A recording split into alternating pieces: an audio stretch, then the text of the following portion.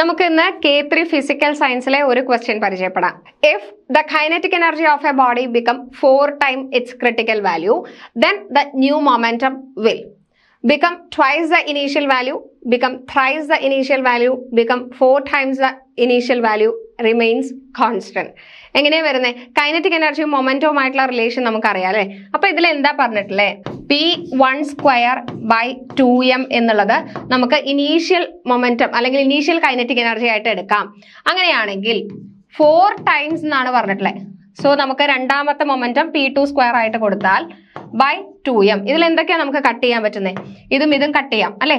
അപ്പൊ P1² is equal to 4P2² എന്ന് വരും. ഇനി ഇതിന്റെ സ്ക്വയർ റൂട്ട് എടുക്കുമ്പോൾ P1 is equal to 2P2 എന്ന് വരുന്നു. അങ്ങനെയാണെങ്കിൽ എന്താണ് ഇവിടെ ഈ ക്വസ്റ്റ്യന്റെ ആൻസർ വരുന്നത്?